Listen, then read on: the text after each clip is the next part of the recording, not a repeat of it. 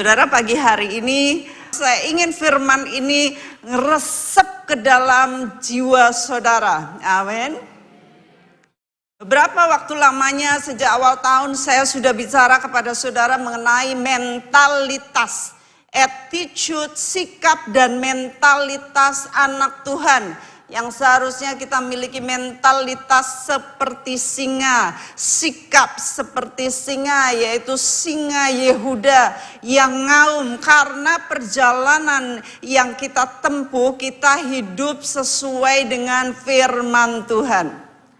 Nah saudara, saya juga sudah menyampaikan mengenai jiwa yang berbeda. Jiwa ini mentalitas ya. Mentalnya, ya orang sering ngomong kayak gitu. Mentalnya, jiwanya, jadi jiwa yang berbeda. Sebagaimana saya sudah sampaikan di dalam Bilangan 14. Di sana mengenai Kaleb ya. Kalau saudara masih ingat Bilangan 14 dikatakan bahwa tetapi hambaku Kaleb karena lain jiwa yang ada padanya, karena lain jiwa. Jadi jiwanya berbeda dari orang kerumunan, dari orang banyak, dari bangsa Israel, dari sekian ribu mereka, dia rupanya memiliki jiwa yang berbeda. Saudara, kalau dari ribuan dikatakan bahwa bangsa Israel itu kira-kira ya, kira-kira ada 6.000. Kalau 6.000 atau paling sedikit 2.000, tetapi nggak mungkin 2.000. 6.000, kira-kira dari 6.000 hanya ada 2 orang yang nonjol, saudara. Kita kan perlu pelajari apa sih rahasianya.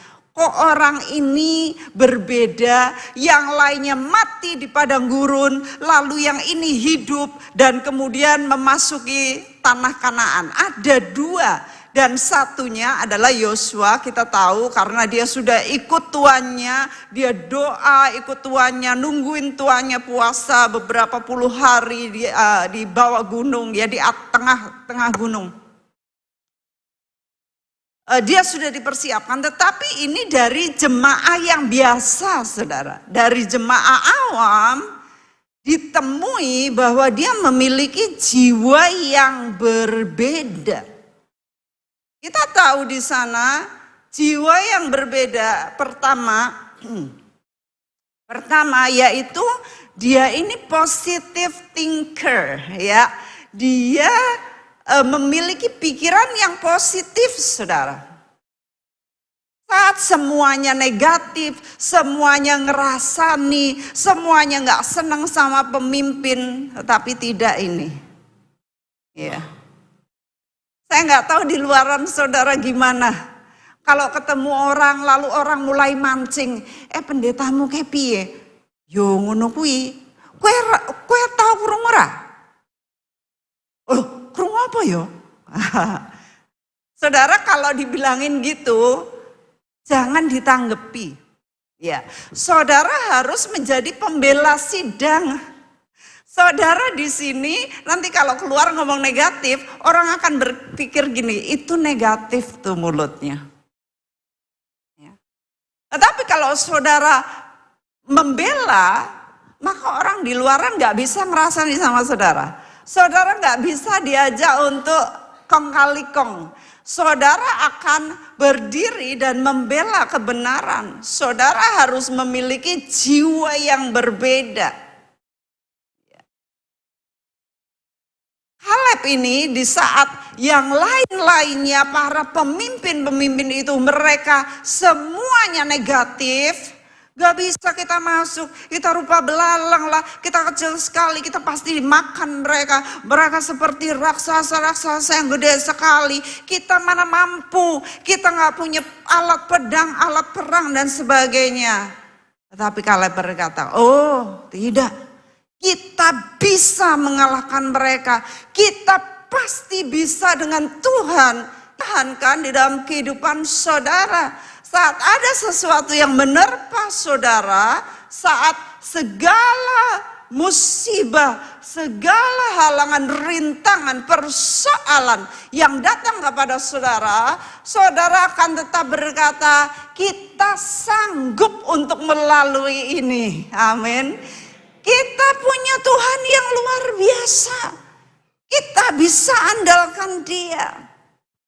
Firman Tuhan mengatakan, some trust in chariot, some trust in horses, but we trust in the name of the Lord our God. Banyak orang kalau zaman dulu kan, mereka berkata, mereka mengandalkan kereta kuda-kuda, mereka mengandalkan kuda-kuda mereka, tetapi kita mengandalkan Tuhan Allah kita yang luar biasa. Kita nggak bisa ngandelin apapun, kekayaan, uang, bahkan aktor-aktor ya yang luar biasa, mereka bunuh diri, saudara. Kalau nggak salah namanya Robin Williams ya, itu aktor lucu, saudara. Ya, aktor lucu banget, pelawak, kalau film lucu ya dia gitu ya. Hartanya melimpah, tapi dia stres dan bunuh diri. Jadi uang yang banyak pun tidak menjamin kebahagiaan manusia. Nah, bagaimana kita menghadapi kehidupan, bagaimana kita menghadapi semua persoalan yang ada, hanya kepada nama Yesus saja. Saudara, kemarin saya besuk seseorang ibu. Ibu ini mengalami beberapa banyak sekali masalah-masalah yang membuat dia sangat terjepit sekali. Kemudian dia berkata gini, saya cari jawaban gak ada. Jawaban kemana-mana gak ada. Tapi saya kalau malam, wah pokoknya saya muji Tuhan gitu ya. Saya bisanya main icik-icik, saya bawa icik-icik itu, haleluya, haleluya katanya. Pokoknya saya biarin orang mau bilang saya gila atau apa. Pokoknya saya mengucap syukur, saya muji Tuhan. Saudara, kira-kira kalau bapak kita lihat anak yang ada persoalan menekan, gak tahu jalan keluarnya, tapi dia bisa main icik-icik, punyanya icik-icik, gak punya organ, gak punya drum, gak punya bass, gak punya gitar, gak bisa main yang lain, adanya icik-icik, kira-kira bapak terenyuh gak lihat anaknya begitu? Terenyuh kan? Daripada kita komplain, walah ya wis lah, ngene iki nek dadi Kristen ki ora ono jawabane. Ora dirungokke dongaku. Bandingannya kalau Bapak lihat yang ini dan yang ini, pasti Bapak disenangkan. Wow, dia bergirang di dalam aku, di dalam ketidakmengertiannya, di dalam kegelapannya, di dalam tidak ada jawabannya. Tetapi dia bersuka cita, dia memuji aku akan berkati dia. Wow, luar biasa saudara. Ya. Jadi pertama yang kita pelajari dari jiwa yang berbeda ini adalah positive thinking. Apa saudara? Apa itu artinya? Betul, mikir yang positif ya, jangan negatif. Mulut kita ini, bahasa kita, kata-kata ini vibrate. Saudara punya HP? Nah, HP itu kan kayaknya nggak ada kabelnya kan saudara ya. Tapi dia ada sinyalnya. Ya, dia sinyalnya nyambung. Kalau saudara Telkomsel providernya, maka dia akan nyambung dengan menara Telkomsel. Kalau Ooredoo, saudara akan cari Ooredoo. Yang mana yang di sini misalnya menara Telkomselnya yang dekat, yaitu yang kuat. Kalau di desa mungkin nggak ada, jadi saudara nggak. Nah, kata-kata kita, ya di alam roh ini ada sinyal semua saudara. Sinyal nih di mana-mana. Jadi kalau kata-kata kita keluar, vibrate, ya, nyambung. Tergantung nyambung yang mana. Kalau negatif, ya nyambung yang punya segala yang negatif. Tetapi kalau positif, ya kita langsung nyambung dengan Tuhan kita. Amin. Nah, saudara, belajarlah untuk positif. Saat saudara nggak melihat yang positif, saudara harus belajar melihat dengan iman. Harus saudara memikirkan yang positif, melihat dengan iman, mengatakan segala sesuatu yang positif dengan iman. Wah, ini memang sepi. Jangan ngomong memang sepi. Anak Tuhan dibedakan kalau saudara ngomongnya positif. Iya. Emang di mana-mana kayak gini pada nggak laku. No. Ya. Di mana-mana kering. No. Saudara bisa dibedakan. Ya. Kalau saudara terus ngomong yang positif, maka yang positif itu akan datang kepada saudara. Jangan ngomong satu kali aja positif, terus habis itu saudara ngeluh. Tapi saudara harus senantiasa mengeluarkan gelombang positif supaya ketangkep saudara. Ya, puji Tuhan. Nah, ini kita belajar Kaleb ini positive thinker. Dia berkata positif, kalau berkata positif tentunya berpikirnya positif, ya. Sulit sekali kalau ngomong positif hatinya negatif, itu sulit, ya. Harus sinkron, harus sejajar, harus sama. Sini positif, sini positif. Kalau sini belum positif, ngomong aja yang positif. Lama-lama sini bisa ikut positif, right? Ya. Ngomong aja positif. Puji Tuhan. Yang kedua, yaitu yang saya pelajari yaitu Raja Daud. Dia orang yang luar biasa. Kalau kita mau belajar dari orang-orang yang luar biasa, contoh-contoh dalam firman saudara, ini dia, ya, Kaleb. Kedua, Daud. Waktu itu kisahnya Daud ini dia sudah begitu mengalahkan kerajaan-kerajaan. Kemudian dia sudah didudukan menjadi Raja Yehuda dan Israel. Wow, rakyatnya banyak sekali.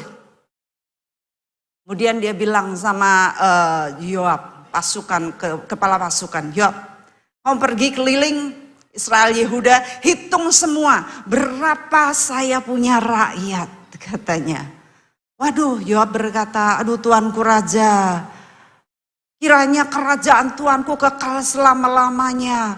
Kiranya bertambah-tambahlah semua rakyat yang Tuhan berikan kepada tuanku. Tapi mengapakah tuanku harus menghitung? Gak usahlah maksudnya. Tetap pokoknya. Kalau bahasa sekarang kan gitu. Pokoknya pergi, hitung. Wah, terpaksa dia menghitung saudara. Tapi nggak sampai semuanya dihitung karena menurut Yoab ini kekejian. Yoab tahu Tuhan berkati Daud dengan begitu banyak rakyat, tetapi nggak perlulah dihitung. Nanti ada kesombongan, kebanggaan. Orang juga suka tanya sama saya, Bu, murid-muridnya berapa? Saya bilang nggak tahu lah, itu murid-muridnya Tuhan, bukan murid saya. Murid Tuhan. Di mana aja di seluruh dunia, berapa dong, banyak ya. Saya bilang itu urusan Tuhan, saya nggak ngitung, nanti saya besar kepala sombong. Dan saya selalu bilang, jangan bilang murid-murid saya, murid-murid Tuhan. Murid-murid Tuhan yang Tuhan titipkan pada saya. Ya. Nah, Daud ini ngitung, pengen tahu. Nah, akhirnya Tuhan marah. Dan Tuhan bilang, ayo sekarang kamu milih 3 hal ini. Kamu mau diserang musuhmu selama 3 bulan, kamu mau sampar 3 bulan, atau kamu kelaparan selama 3 tahun. Wah, Daud bingung lah. Loh, bencana itu suruh milih loh saudara. Apa ada zaman sekarang? Pingin bencana apa? Pingin bangkrut bisnisnya? Pingin sakit parah selama 3 hari? Atau pingin dikejar-kejar oleh debt collector selama 3 bulan? Suruh milih. Daud ini bingung, dia bilang, biarlah aku jatuh ke dalam tangan Tuhan karena dia adalah Allah yang pengasih. Wow, dia milih baik ya. Kemudian setelah Tuhan dapat jawaban itu, mulai Tuhan kirim malaikat pembasmi, malaikat mau dikirim bawa pedang, banyak sekali puluhan ribu orang mati. Aduh, Daud berkata, aduh Tuhan, yang salah aku, kenapa rakyatku harus menanggung derita ini, harus mereka mati. Dan setelah begitu banyak manusia mati, Tuhan itu bilang, oh aku menyesal katanya. Aku menyesal, aku timpakan hal ini kepada bangsaku, bangsa Israel, bangsa Yehuda. Itu sebabnya sekarang malaikat Tuhan suruh kita baca ya 1 Tawarik 21. 1 Tawarik 21 ayatnya yang ke-22 sampai 27. Saya minta saudara membacakan.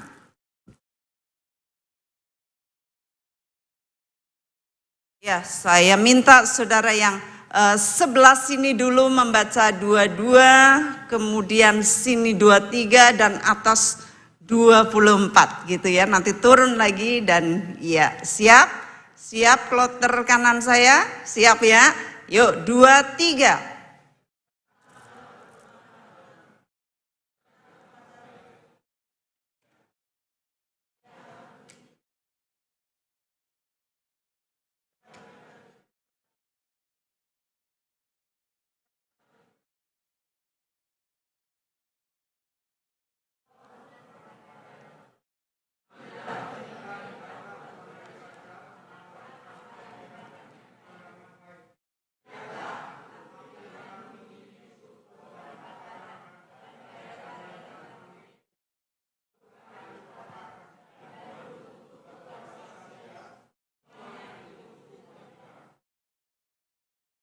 Atas.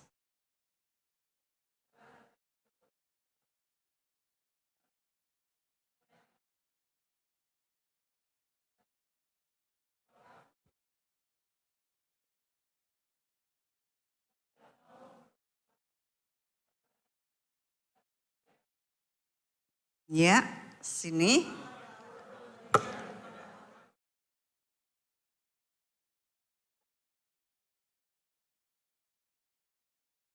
Ya.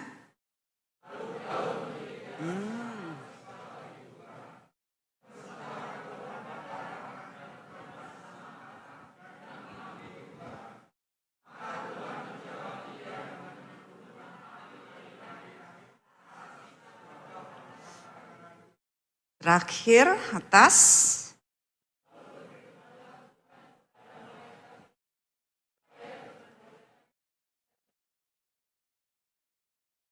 Puji Tuhan. Tolong disorotin ayat yang ke-24. Jadi begini saudara, kisahnya. Setelah Tuhan itu menyesal begitu banyaknya orang dihukum karena kesalahan Daud, maka Tuhan berkata, oke sekarang persembahkan persembahan kepadaku, ya. Lalu Tuhan milih tempat persembahan yang kemudian nantinya tempat itu menjadi tempat yang bernama Shilo, yang mana tabut Tuhan, ya kemah suci akan diletakkan di situ dan orang-orang datang ke sana, dan kita tahu bahwa orang yang datang ke sana salah satunya Hana yang mandul ya, akhirnya dia punya anak. Nah, tempat ini awalnya namanya tempat pengirikan ornan. Dan Tuhan minta agar Daud itu membawa persembahan ke sana.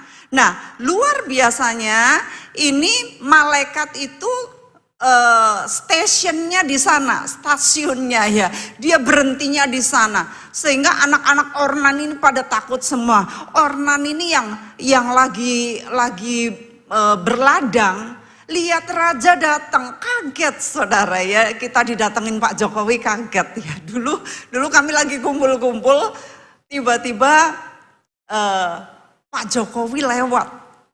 Lalu Ibu Santi ini bilang, Ibu Meg, Pak Jokowi gitu. Saya ingat banget itu. Pak Jokowi, saya sendiri bingung ini ngomong gimana Pak Jokowi, Solo. Bekas kernet ya, Solo. Terus karena kalau ngomong Solo kan pasti noleh ya. Jadi itu di Jakarta. Noleh terus ngopo iki, lagi ngopo katanya.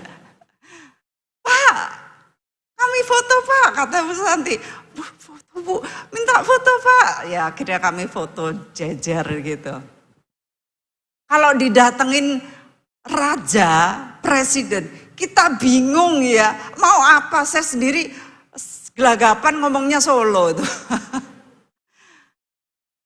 Zaman itu belum minta foto ya Daud, tetapi Ornan langsung nyembah, Tuanku Raja ada apa? Apakah aku bersalah ya? Kok tiba-tiba semua dengan pasukannya, dengan panglimanya Raja Daud datang. Daud berkata, aku mau beli tempat pengirikan kamu. Oh Tuanku Raja, ini semua buat Raja. Semua lembu-lembu, kayu-kayunya, semuanya buat raja sudah. Pakai, ambil. Tapi kata Daud apa? Bukan begitu. Melainkan aku mau membelinya dengan harga penuh. Sebab aku tidak mau mengambil milikmu untuk Tuhan dan tidak mau mempersembahkan korban bakaran dengan tidak membayar apa-apa. Ini saudara, saya melihat dia memiliki jiwa yang berbeda. Dia nggak mau gratisan, dia nggak mau murahan, dia mau bayar dengan harga penuh. Ya. Untuk Tuhan layak mendapatkan harga penuh lebih dari itu yang terbaik. Untuk Tuhan, Daud harus mempersembahkan sesuai dengan harga yang layak. Dia nggak mau ecek-ecek. Untuk Tuhan dia tahu ini bakal selamanya menjadi tempat penyembahan dan Daud harus bayar harganya. Saya bersyukur banyak dari saudara di sini mengetahui hal ini. Saudara membayar harganya. Saudara ikut renov gereja ini sampai jadi bagus. Kita sengkuyung bersama, kita doa puasa bersama untuk kemajuan gereja Tuhan. Saudara bayar harganya. Tetapi nanti Tuhan tuntut saudara untuk bayar harga yang lebih tinggi lagi, lebih tinggi lagi. Iman itu akan dibawa semakin naik saudara. Tidak murahan, tidak gratisan. Tetapi kita akan dituntut untuk bayar harganya. Kalau kita belajar dari, saya akan cepat membawa saudara contoh yang 3 yaitu Abraham.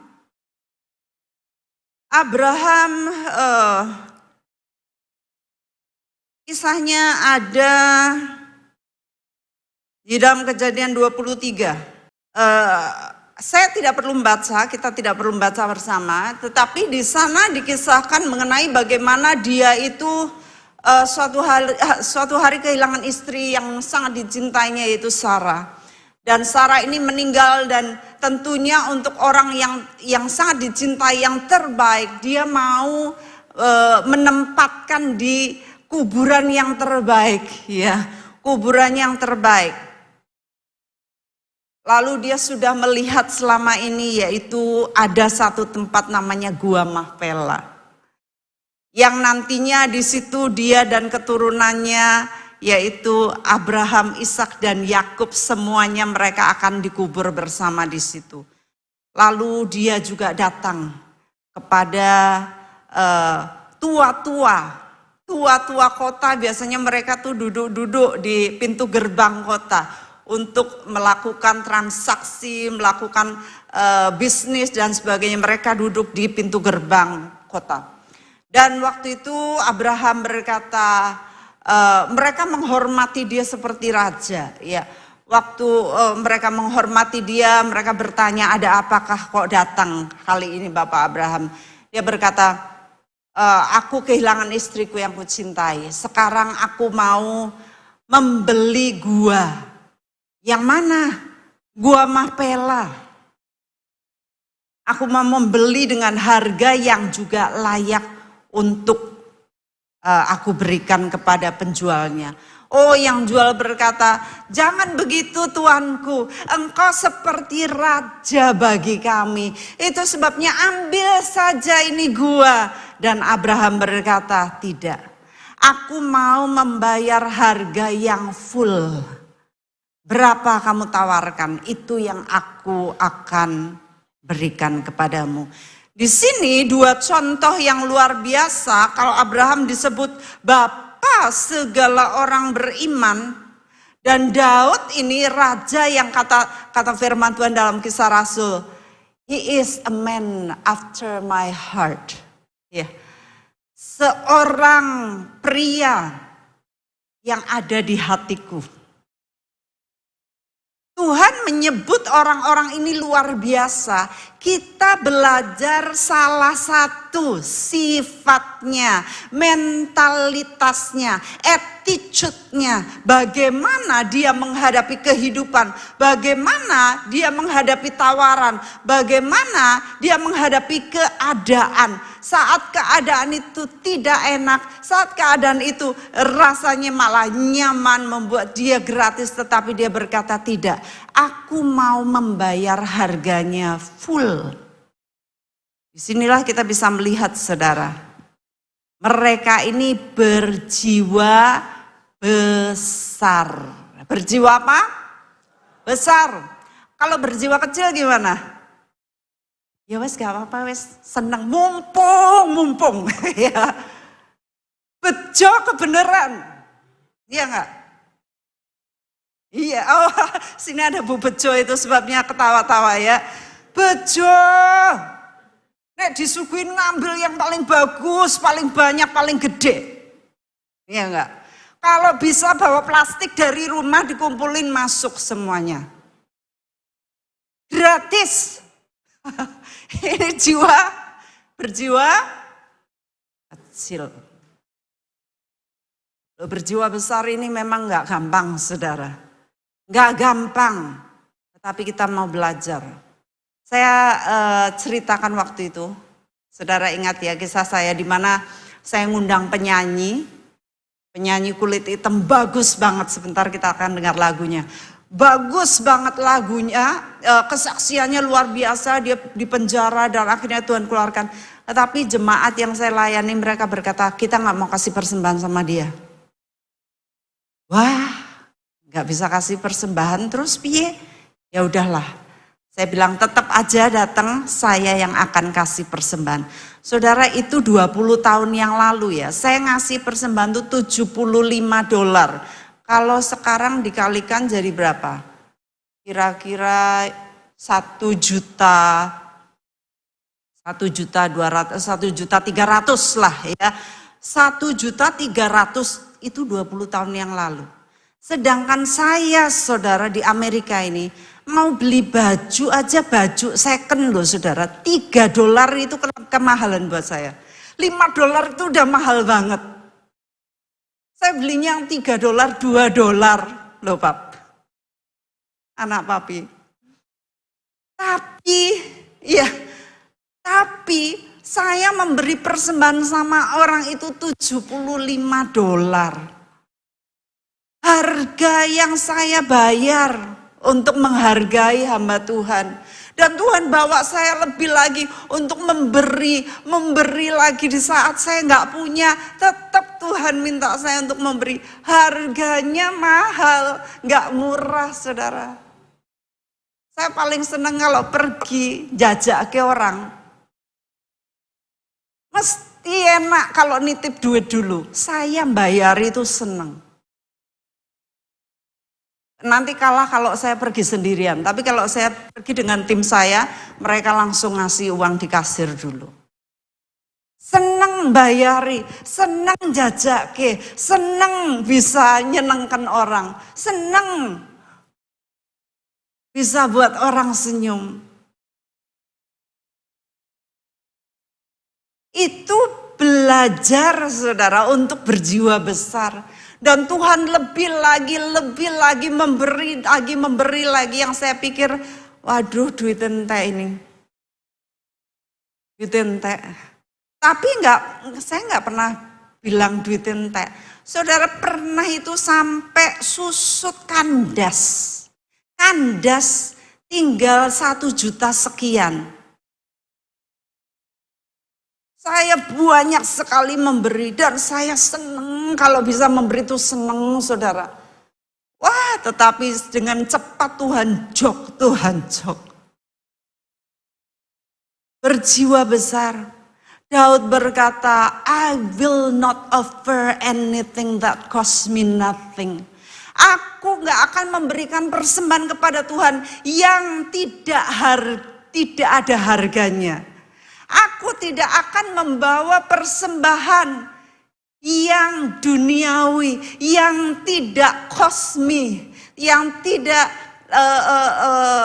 membuat aku harus mengeluarkan banyak.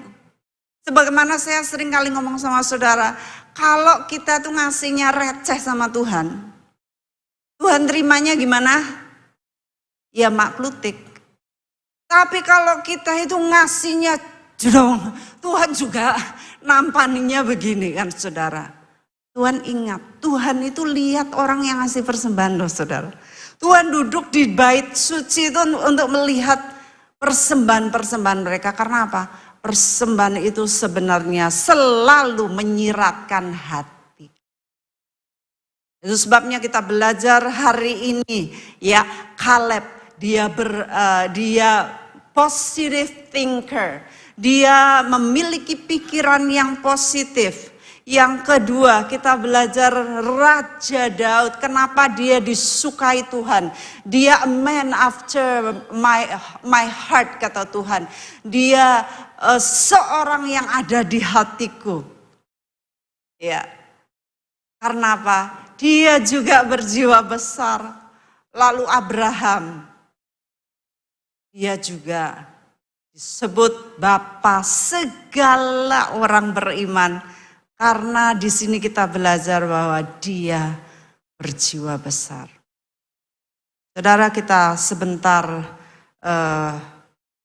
akan berdoa dan saya akan tayangkan lagu yang luar biasa yang akan nolong kita, dan lagu ini adalah lagu yang saya tadi sampaikan, kami waktu itu undang orang kulit hitam ini.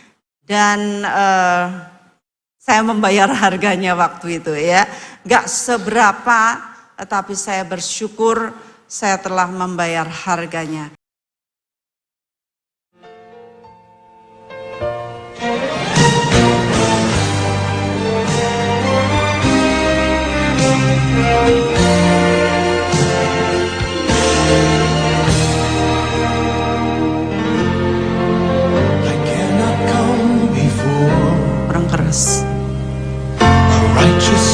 Aku tidak bisa datang kepada Tuhan Allah yang kudus dan memberikan persembahan yang duniawi yang aku tidak sukai dan mengharapkan Dia berkenan.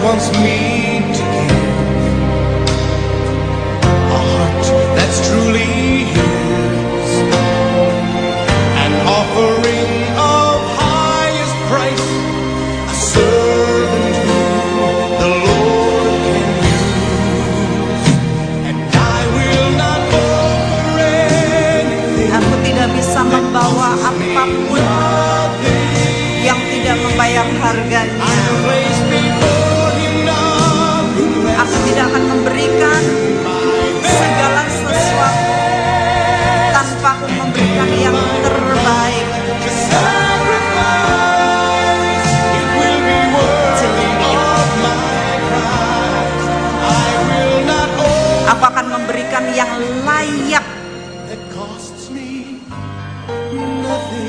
bayaran untuk Kristus yang sudah mati bagiku. Saudara nikmati lagu ini dan waktu saya serahkan kepada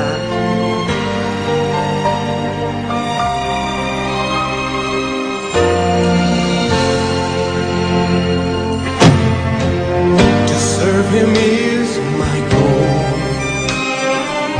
How could I withhold whatever's mine He's given me? It's not my own, it's His alone. Whatever He requires, that is my desire. Whatever He may need from me, I'll pay the cost, gain or loss, and I will not offer anything that costs me nothing. I'll place before Him nothing less than my very best. If I am called to sacrifice, it will be worthy of my crown. I will not offer anything